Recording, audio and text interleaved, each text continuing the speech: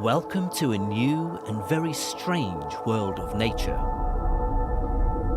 It's been taken over by the weird subatomic particles of quantum physics.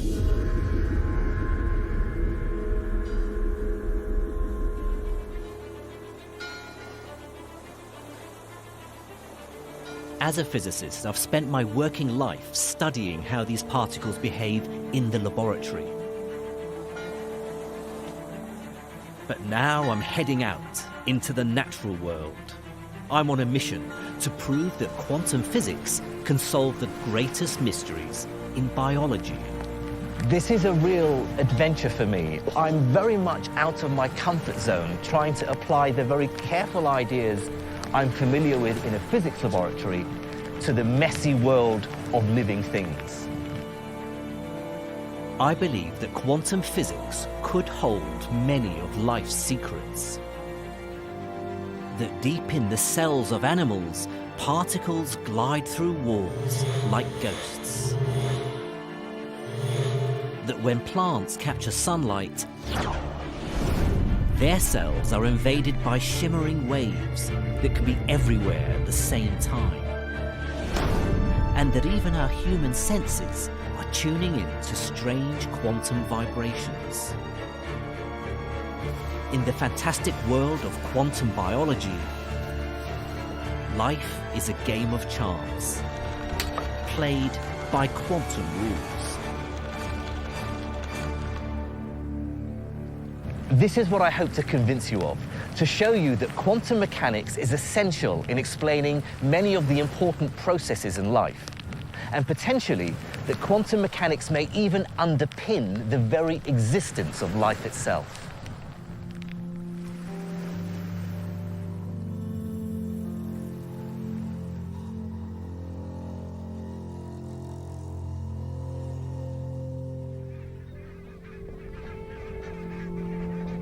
My quest begins with one of the most majestic sights in nature: migration.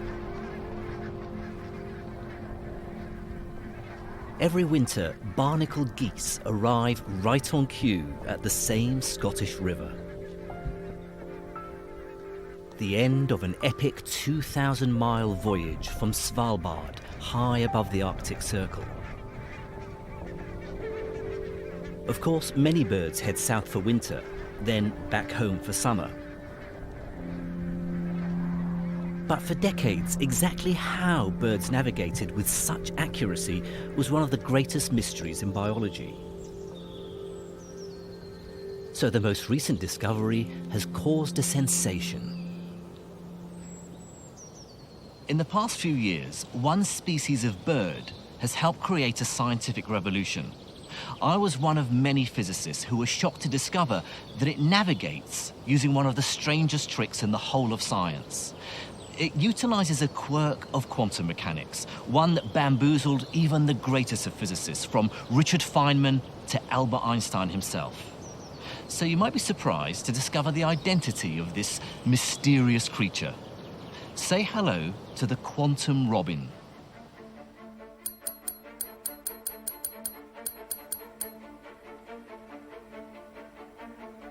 This is the European robin. Every year, she migrates from northern Europe to the tip of Spain and back.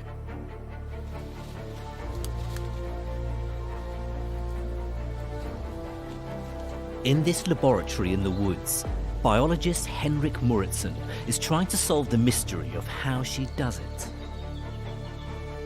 But he's found himself in my world, the strange world of quantum mechanics.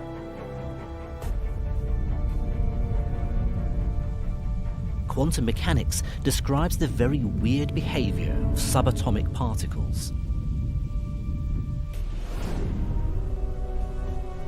Down in this realm of the very small, we have to abandon common sense and intuition. Instead, this is a world where objects can spread out like waves. Quantum particles can be in many places at once and send each other mysterious communications. I set out to understand how the bird finds its way, but it just turned out that the data more and more pointed towards this as the only explanation that could bring all the different results together.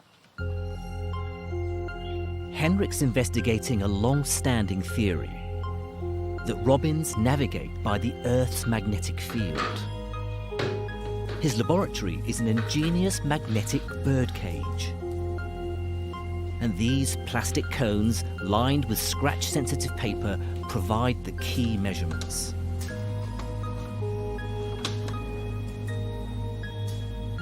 Henrik's artificial magnetic field is like the Earth's, except that he can point it in any direction he likes. Inside their cones, the robins always respond to the field, leaving scratches in a single direction. The big mystery is how. The Earth's magnetic field is incredibly weak, far too weak for any living creature to detect. But Henrik has found an intriguing clue by giving the quantum robin a mask. We have a little leather hood similar to what you put on a falcon, you know, but just for a robin. And you have then a hole in front of one eye or a hole in front of the other eye. But what we can see is that if you cover up the right eye, you turn off the magnetic compass processing in the left part of the brain. If you cover up this eye, you turn the compass off in this part of the brain. The robin's magnetic compass seems to be in her eyes. I can show you what's going on using my own eye. Now, we use our eyes for vision, but we also have a second light detecting mechanism. If I shine this torch into my eye, you can see that my pupil closes down. It's basically a defense mechanism to protect my eyes. My eye is responding to particles of light, or photons. The energy provided by the photons is clearly enough to activate chemical reactions. After all, that's what controls my eye muscles. Light must be causing similar chemical reactions in the robin's eyes. In fact, it's the power supply for a unique form of magnetic compass inside her cells, in the weird world of subatomic particles. A place where only quantum physics can explain what's going on.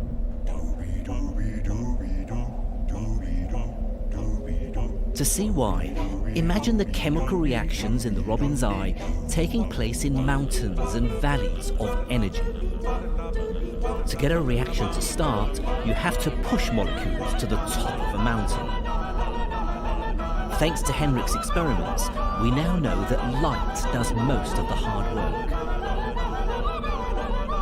But when it reaches the very peak, the molecule becomes incredibly sensitive to the slightest touch.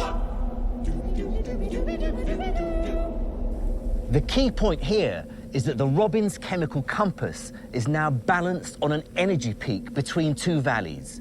Going one way produces one set of chemical products, the other a different set. Now, even a tiny change in the Earth's magnetic field can tip the molecule over the top.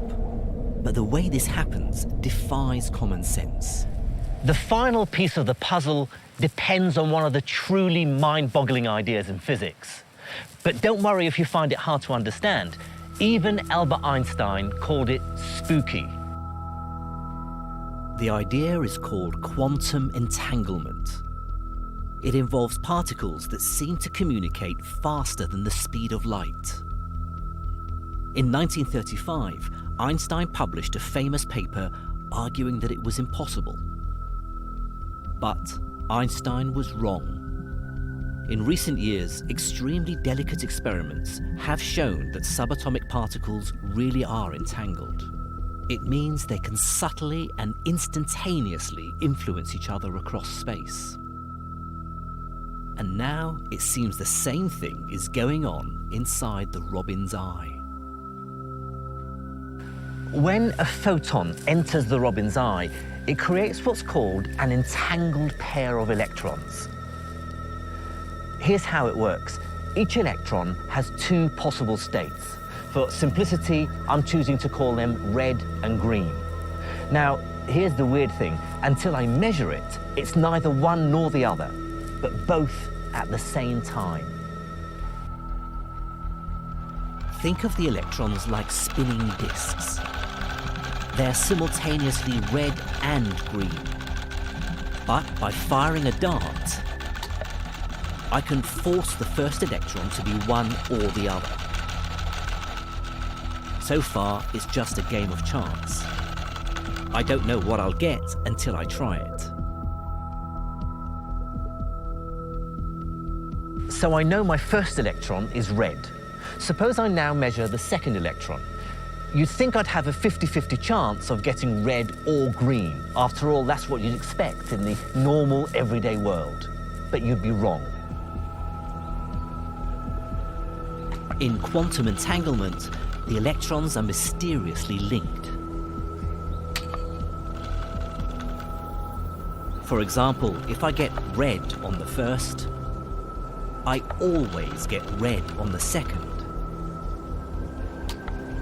It's not a game of chance anymore.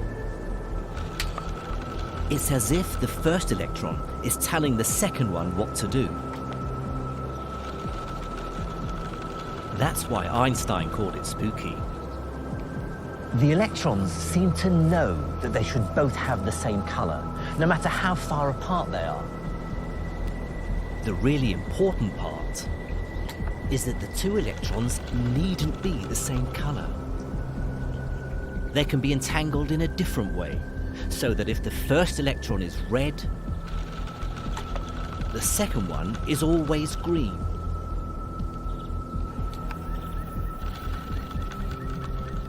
It seems that this mysterious connection is the ultimate secret of the quantum Robbins compass.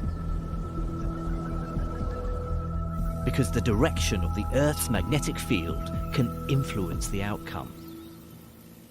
Near the equator, they may be more likely to be red-red, but near the pole, they may be more likely to be red-green. And that's the vital factor that finally tips the balance of the Robbins chemical compass. Tiny variations in the Earth's magnetic field change the way electrons in the Robbins eye are entangled. And that's just enough to trigger her compass. Now, finally, we can see how something as weak as the Earth's magnetic field can tip that balance one way or the other.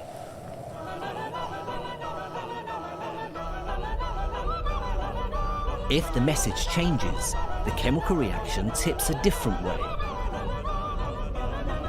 changing the Robbins compass reading. Suddenly it looks like it's a fundamentally quantum mechanical phenomenon in birds. It would be one of the first, if not the first, in biology. Biologists better get used to the weirdness of physics. The robin is navigating by spooky quantum entanglement. To see subtle quantum effects, even in a controlled, austere environment of a physics lab, is really difficult. And yet, here's the robin doing it with ease. These experiments are real and verifiable. And yet, even though I'm seeing them with my own eyes, I still find it hard to believe.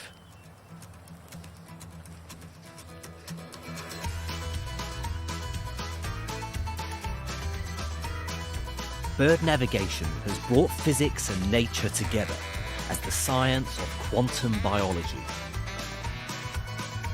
There's a whole new world to explore. But its pioneers have found that it doesn't just affect birds. It affects every single one of us. Because the latest experiments say you're doing quantum physics right now. And believe it or not, you're doing it with your nose.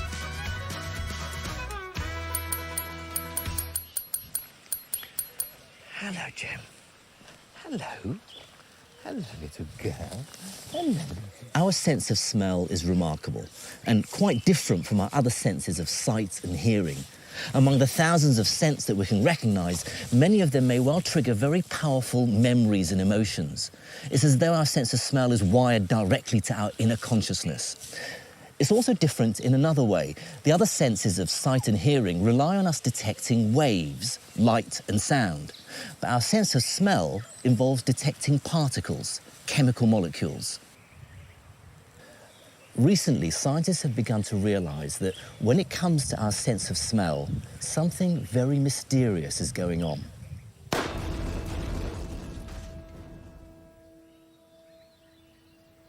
For decades, biologists thought they knew exactly how our noses sniffed out different chemicals. But physicists like Jenny Brooks think there could be a new ingredient in the mix. And it smells like quantum mechanics. A lot of people speak of the sense of smell and olfaction and the science of olfaction as being a problem that's been solved and we know all about it. And we do know a lot about it. We know about the ingredients, we know about the equipment that we use to smell. But I would argue that there's a little bit more to understand. To understand more, I need someone to help me with a smell test. And Jem is going to sniff him out.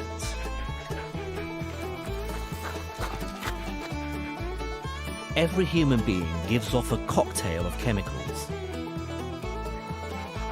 Jem's nose could detect a single gram of it dissolved over an entire city. So she has no trouble finding the man I'm looking for.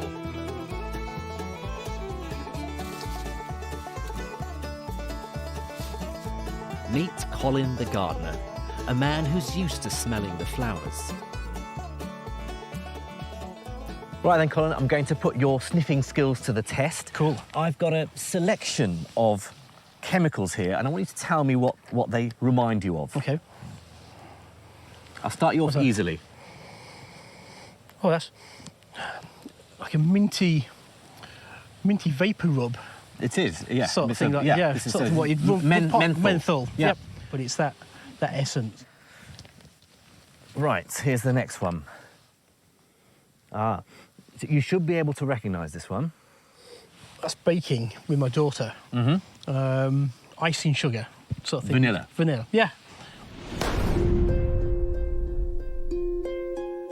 When our noses detect a chemical, they fire a nerve signal to our brains. But different chemicals create different sensations.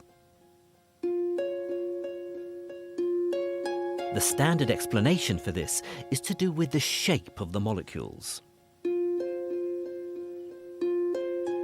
The conventional theory that goes back to the 1950s says that the scent molecule has a particular shape that allows it to fit in to the receptor molecules in our nose.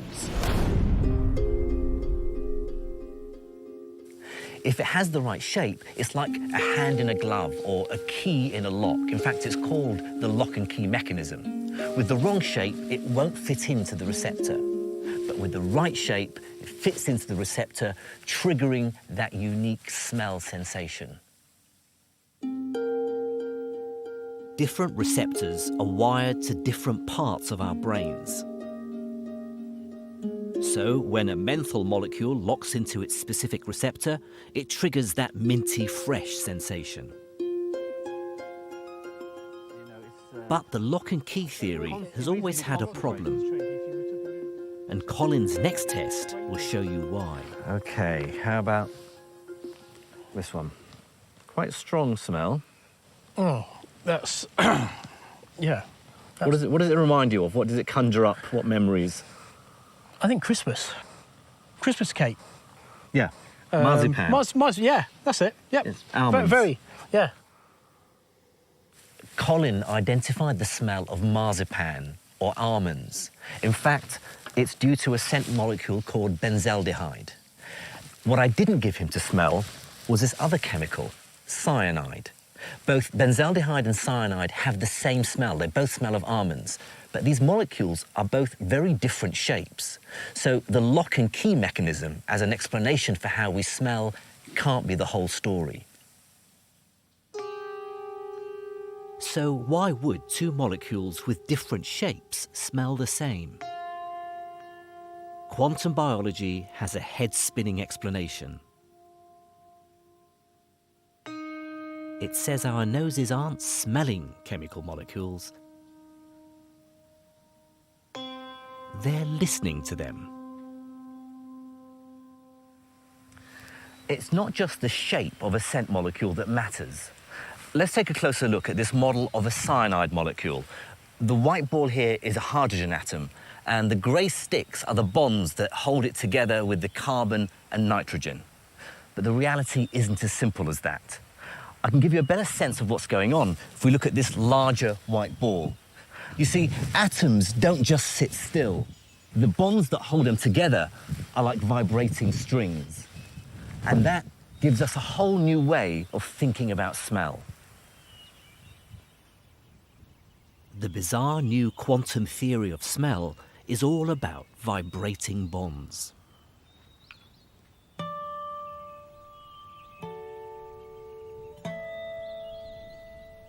Chemical molecules are playing music for our noses. Imagine a receptor molecule in my nose is like my guitar. Before it can make a sound, a scent molecule has to enter my nose. And when that scent molecule is in place, its chemical bonds provide the strings, and it's ready to be played. The receptor molecules contain quantum particles, electrons. As they leap from one atom to another, they vibrate the bonds of the scent molecule, like my fingers plucking a guitar string.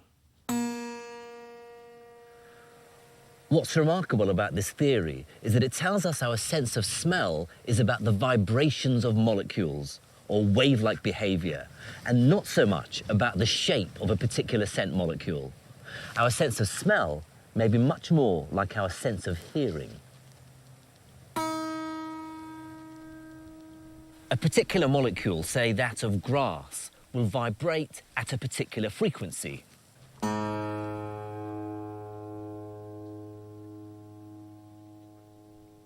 But a different molecule, say that of mint, will vibrate at a different frequency.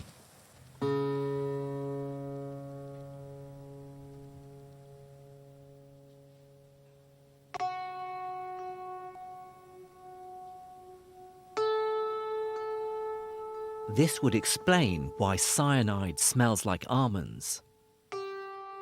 The two molecules have different shapes, but their chemical bonds just happen to vibrate at the same frequency. The quantum vibration in the odorant is almost literally like a particle of sound. So yeah, we're saying that the process of smell could be exactly like an acoustic resonance event. It could be very analogous to hearing and seeing, actually. But can we really be listening with our noses? A bizarre theory needs a bizarre experiment to test it. Here's how it works. Scientists used a molecule that smells fruity, like orange blossom. But if the theory is right, then I should be able to change its smell by changing its vibrations. The molecule contains lots of hydrogen atoms like this, bonded to carbon atoms. But what if I were to replace all these atoms with a different form of hydrogen called deuterium? Now, it won't change the shape of the molecule, but it will change the way it vibrates. And here's why. Deuterium is twice as heavy as normal hydrogen, and so it vibrates more slowly. Now, different vibrations mean different smells. So if I were to make a new form of this chemical, all packed with deuterium atoms instead of normal hydrogen, it should smell different. Quantum biologists found a unique way to carry out this experiment. A smell comparison using the real experts in fruity aromas. Fruit flies. First, the flies were trained to avoid the modified version of the fruity molecule. To be honest, I haven't got a clue how you go about training a fruit fly, but apparently you can. In the laboratory, the flies had to pass through a kind of maze. They were then given a choice. Go right for the nice fruity smell, or left for the nasty modified version.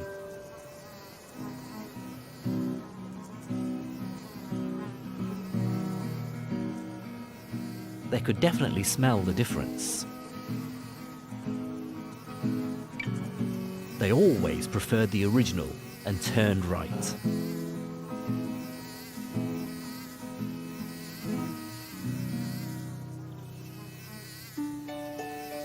The fruit fly experiment gives hard evidence that quantum smell theory really works.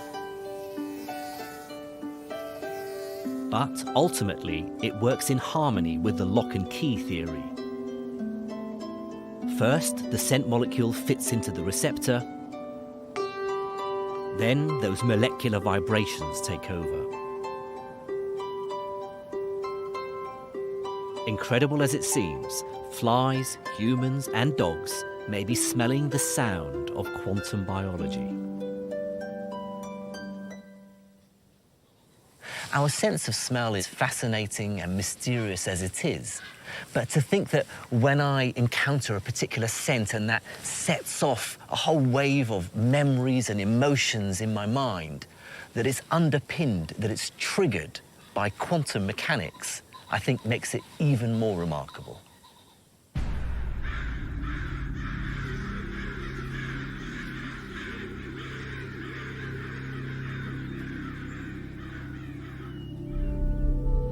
The mysterious influence of quantum physics reaches into every corner of the natural world. In fact, it inhabits the walls of every living cell on Earth. Because the latest experiments suggest a magical solution to one of the greatest mysteries of nature. The miracle of metamorphosis.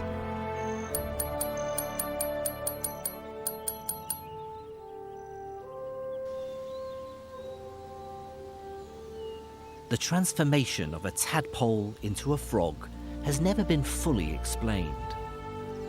In little more than 6 weeks, the tadpole breaks down, then reassembles in its adult form. But the big mystery is how it happens so fast. When you think about it, there's nothing more extraordinary than a tadpole turning into a frog. Take its tail, for example. Over a period of several weeks, it gets reabsorbed into the body, and the proteins and fibers that make up the flesh get recycled to form the frog's new limbs. But for this to happen, trillions and trillions of chemical reactions work together, breaking molecules, forming new ones in a carefully orchestrated dance. But the fibers that hold flesh together are very, very strong. They're a bit like these ropes holding my raft together. In order to dismantle the raft, I'd have to undo these very tight knots. You can think of it like this. A tadpole is held together by long ropes of proteins, knotted together by chemical bonds. The bonds are so strong that they should last for years, much longer than the tadpole's entire lifespan.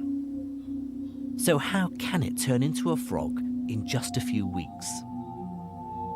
The explanation involves one of the most important molecules of life. Tiny widgets in all our cells called enzymes. The enzymes are the actual machinery of the cell.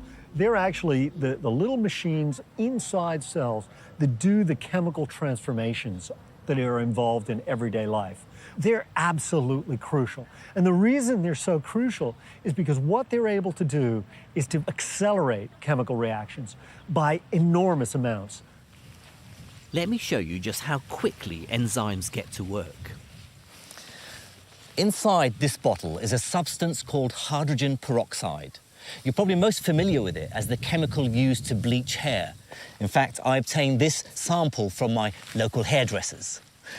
Hydrogen peroxide is also produced in the body, and it's the job of the liver to get rid of it. Now, the way it does that is using an enzyme which breaks down hydrogen peroxide into water and oxygen. Now, to show you just how quickly this enzyme works, I'm going to do a quick demonstration. I've got some liver here which I've chopped up in order to release the enzyme. Now, watch what happens when I add this liver mixture containing the enzyme to the hydrogen peroxide. Watch how quickly the oxygen is released.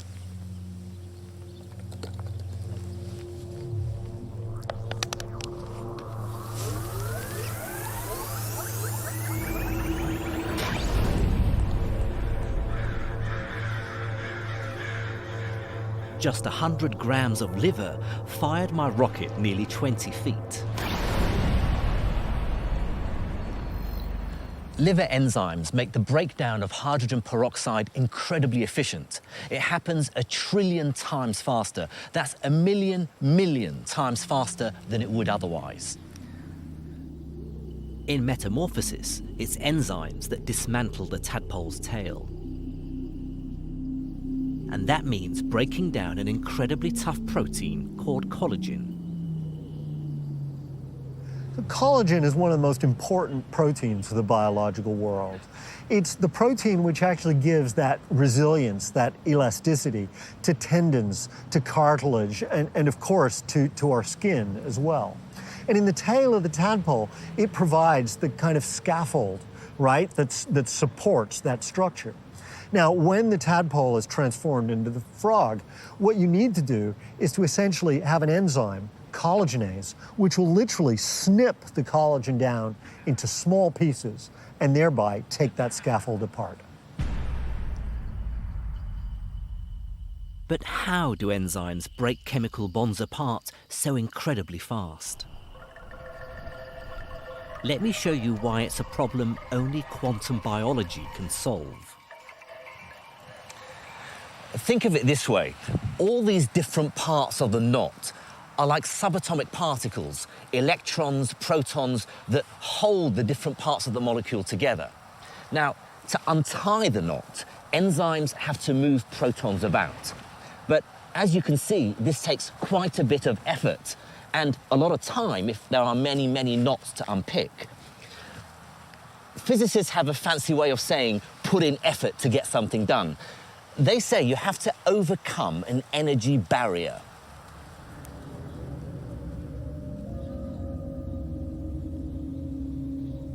Okay, here's my energy barrier. And here's my proton. To break a bond apart, it needs enough energy to get over the barrier. The trouble is, when we work out how long this would take, it's much too slow to break down a tadpole's tail. But this is where protons turn into ghosts. I wouldn't blame you for thinking that this is an idea that a clever theoretician has come up with, that it's just mere speculation, something that we have no proof of. But we do. It takes place all the time. In the quantum world, protons don't have to go over barriers. They can tunnel straight through. Tunneling strikes at the very heart of what is most strange about quantum mechanics. It's like nothing we see in our everyday world.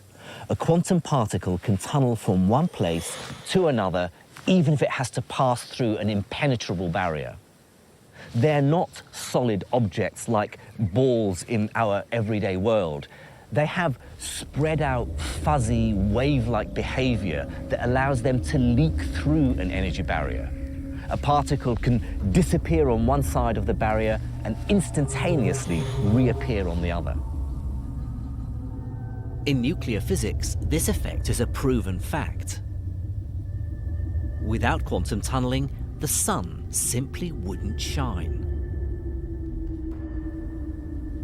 But I never thought I'd see it in a tadpole. It's hard to stress just how weird this process is. It's as though I would approach a solid brick wall and, like a phantom, disappear from one side and reappear on the other. the most important advantage of tunneling is its speed. It happens incredibly quickly, much faster than if protons go over the barrier. As a nuclear physicist, quantum tunneling is my bread and butter. Subatomic particles like protons do it all the time. But what has this got to do with biology?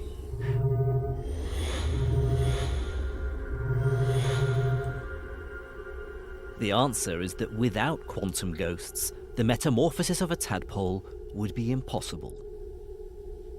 Remember, chemical bonds are basically knots.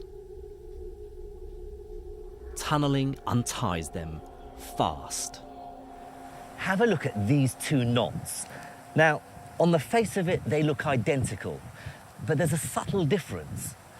This knot has the two short ends of the rope on the same side, whereas this one has the two short ends on opposite sides. Now, you'd think that wouldn't make a difference, but it does. You see, this knot is very hard to break, whereas this one is easy. Quantum tunneling turns strong knots into weak ones. So, in a tadpole, the entire collagen scaffold breaks apart easily. And finally, other enzymes rebuild it in the shape of a frog. The quantum tunneling of particles is one of those weird features of the subatomic world that a physicist like me is very familiar with. After all, it's responsible for radioactive decay, and it goes on inside the sun. It's the reason why the sun and all stars shine. But to discover that it's going on inside every cell of every living organism on the planet, because every cell contains enzymes, now that I find truly amazing. Quantum biology casts its spell over every living creature. We've seen that birds, mammals, insects, and amphibians are governed by the strangest laws in science.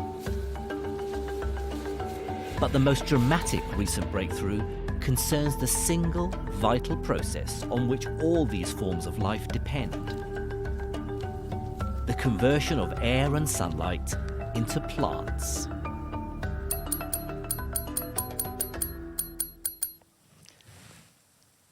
This fine specimen is a Larix decidua, or European larch. It's about 100 feet high, and right at this moment, passing just this side of the planet Venus, is a bullet with this tree's name on it. The bullet is a photon, nearing the end of its long journey from the sun. Its ultimate destiny is to kick-start a series of chemical reactions that underpins all life on Earth. Photosynthesis. Every second of every day, 16,000 tons of new plant life are created on Earth. And for me, it's incredible to think that our existence on this planet depends on what happens in the next trillionth of a second.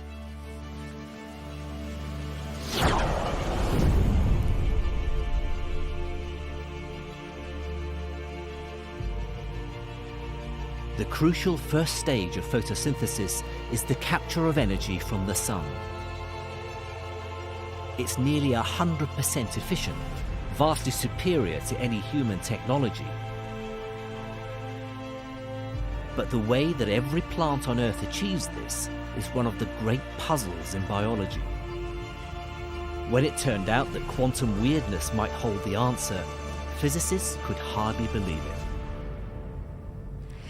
It was like a revelation. It was very exciting because I was used to work on problems that were quite abstract. Experiments, I'm a theoretician, but I always related my theory to experiments that were very clean in the lab, things that you can control. But now finding out that the things that I knew can help me to understand better how nature works, really, I don't know, scientifically, it was like a new inspiration to my life as a scientist. So I really, as I would say, I fell in love with this field. Textbook biology says the colour of green plants comes from chlorophyll molecules. Inside the living cells, they absorb light from the sun. This energy is then transferred incredibly quickly to the food-making factory at the heart of the cell. The entire event takes just a millionth of a second. When the photon hits the cell, it knocks an electron out of the middle of a chlorophyll molecule. This creates a tiny packet of energy called an exciton. The exciton then bounces its way through a forest of chlorophyll molecules until it reaches what's called the reaction center. Now that's where its energy is used to drive chemical processes that create the all-important biomolecules of life. The problem is, the exciton needs to find its way to the reaction center in the first place.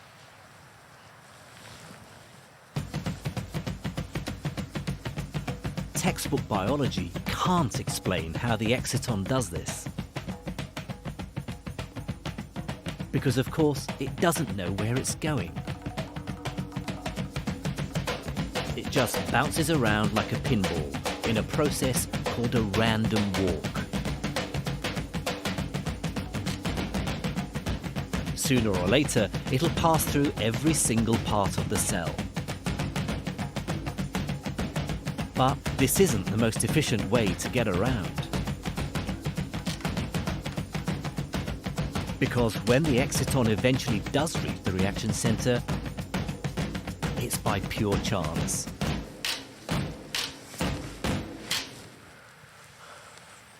If the exciton just blindly and randomly hops between the chlorophyll molecules, it would take too long to reach the reaction center and would have lost its energy as waste heat. But it doesn't. Something very different must be going on. The vital clue comes from recent experiments that stunned the world of science. Chemists fired lasers at plant cells to simulate the capture of light from the sun. They confirmed the exciton wasn't bouncing along a haphazard route through the cell. This original understanding didn't explain what we were observing in the lab. So the mystery relies in, okay, so then what is the explanation for what we are observing in the lab? The solution is that plants obey the most famous law in all of quantum mechanics: the uncertainty principle. It says you can never be certain that the exciton is in one specific place. Instead, it behaves like a quantum wave, smearing itself out across the cell. The exciton doesn't simply move from A to B.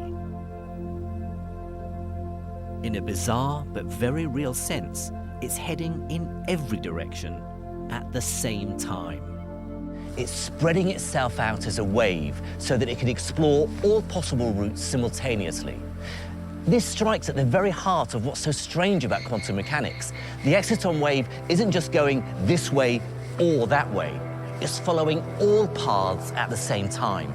That's what gives it such incredible efficiency.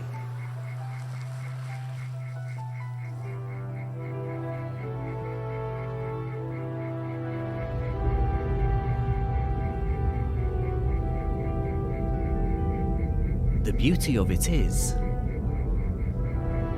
if the exciton is trying every route to the reaction center at once, it's bound to find the fastest possible way to deliver its energy. It's hard to express how incredible this discovery seems to physicists like me. Biological cells are full of the random jiggling of billions of atoms and molecules. But somehow, excitons maintain their form as beautiful, perfect quantum waves, transporting the energy that guarantees life on Earth. It opened a whole new scientific path for me. And I really enjoy the fact that to be able to understand fully what is happening there or in the plants, you have to interact with scientists that have completely different approaches, like biologists and chemists. But we all have to come together to actually understand what is the relevance of this. So for me, this is one of the most exciting parts of this field. Real scientific experiments leave no doubt. The strange hand of quantum mechanics has shaped the entire living world. It's not a surprise that you should find quantum tricks being used in biological systems.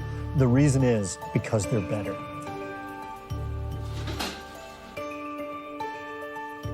Quantum entanglement is normally seen in the tightly controlled conditions of the physics lab. But now we know that robins use it to navigate with extraordinary precision. Quantum vibrations mean our noses listen to chemicals, enhancing our perception of the world around us. The living cells of all animals depend on protons that vanish and reappear like ghosts, speeding up the vital processes of life.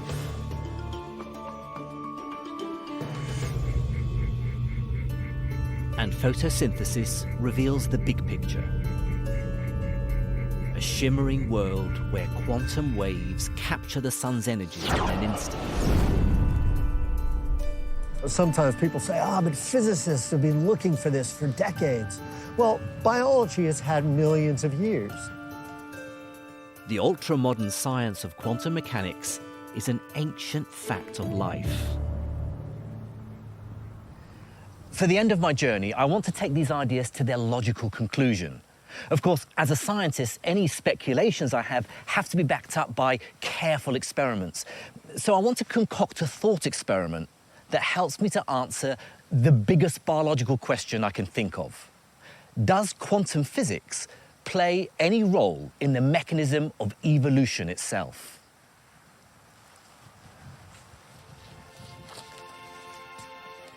In 1859, Charles Darwin stunned the world with his theory of evolution by natural selection. He went on to explain the differences between humans and other apes. 150 years later, there's no doubt that Darwin's theory accounts for every living organism on land and sea. But I'd like to explore the latest extraordinary interpretation of his ideas.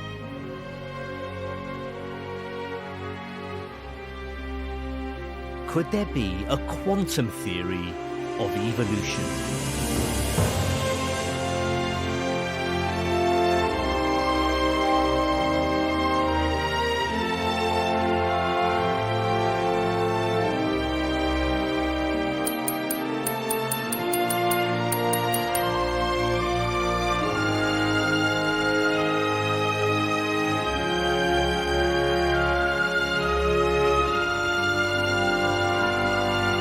Can quantum evolution explain how the snail got its shell? The snails I'm used to seeing in my back garden tend to have rather bland, boring shells. So have a look at this beauty. The patterns on its shell very perfectly match the lines on the stem. It's called a banded snail, Sepia nemoralis. And the pattern isn't there by accident. Come and have a look at this. Less well-adapted snails are more likely to be found here. This stone is called a thrush's anvil. The song thrush is the snail's main predator. It catches the snail and smashes its shell against the stone to get to the snail. Now, what I can see here is that there aren't many banded snail shells, suggesting that its colours camouflage it very well, hiding it from the bird. Darwin's theory says that evolution depends on variation within a species. snails with camouflage are more likely to survive and reproduce, passing on their shells to the next generation so that the species as a whole becomes better adapted. So variation, the random differences between snails, is the driving force behind their evolution. Now, all species evolve and adapt to their environment. But the question I'd like to explore is whether quantum mechanics plays a role in this. The only way to find out is by scientific experiments. So my adventures in quantum biology finally bring me home to the University of Surrey. Here in the laboratories, I'm planning a new analysis of the most celebrated molecule in science. Deoxyribonucleic acid, or DNA. Its double helix holds the genetic code for every living organism. It's a remarkable fact that Darwin himself had no idea what created variation in the species. The structure of DNA wasn't discovered until 1953 by Francis Crick and James Watson. The most famous feature of DNA is, of course, its beautiful double helix structure. But that's just scaffolding. The real genetic secret lies in between. The 4 different coloured molecules are called bases. The colour code on one side, say blue, red, blue, forms a gene that parents pass on to their offspring. A gene is a bit like a jigsaw puzzle. It fits together like this. A full strand of the double helix forms a coloured pattern. But the other strand always pairs up the same way. A blue base always goes with yellow, and green always goes with red. Because only those colours have the right shape to fit together. What Crick and Watson realised was that this provides a mechanism for passing on the genetic code.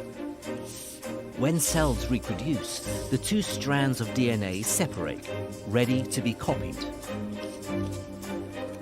But red still goes with green, and yellow still goes with blue. So, bit by bit, the cell creates 2 new strands. 2 perfect copies of the entire genetic code. So far, there's no genetic variation. This new copy is identical to the original. But here's the interesting bit. During the copying process, something very important can happen. Sometimes mistakes creep in. They're called mutations. Let's have a look at these 2 bases here. The 2 prongs that hold them together are subatomic particles. They're protons. They're basically the bonds between the strands of DNA. These protons can jump across to the other side. If the strands split when the protons have jumped across, they find themselves in the wrong position. Now, this red base will no longer bind to a green base. Instead, it has to bond to a yellow base. Slotting this back in, we see that now this copy is no longer identical to the original because I have a yellow base here instead of a green one. We've brought in a genetic mutation. Jumping protons would change the snail's DNA. It could make a new gene for camouflage shells.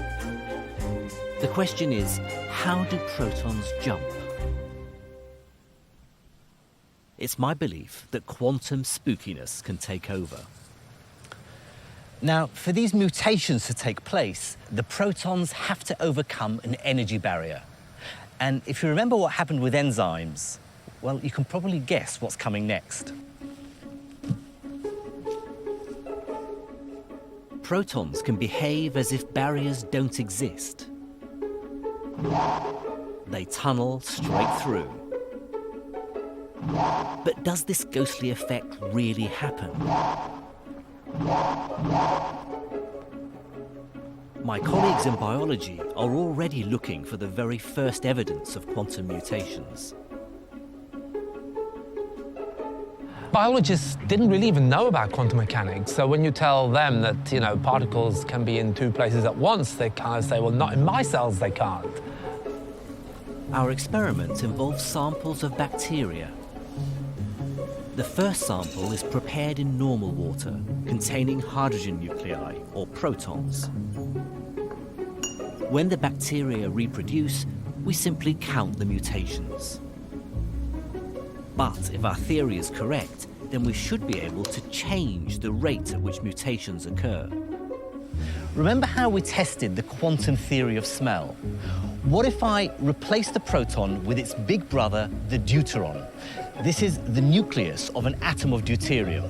Now, crucially, a deuteron is twice as heavy as a proton, and this should influence how easy it is for the deuteron to quantum tunnel. Quantum mechanics is full of surprises. Protons tunnel easily. Deuterons don't.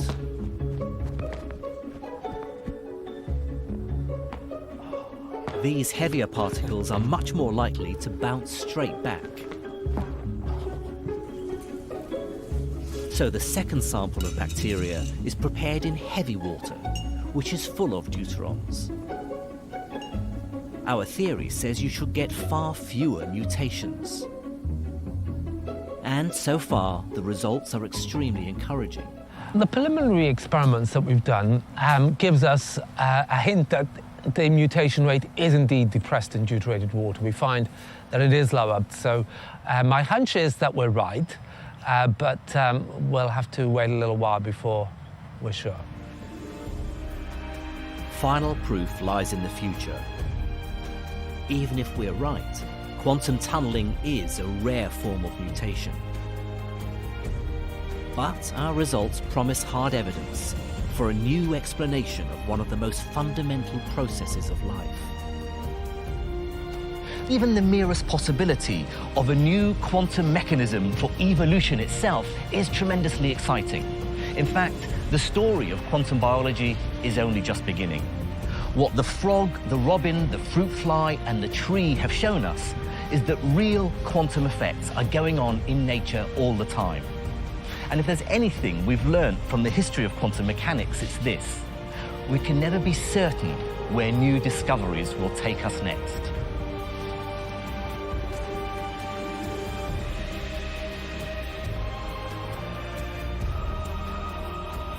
Quantum biology is a revolution in science. But it's time I got back to the physics department.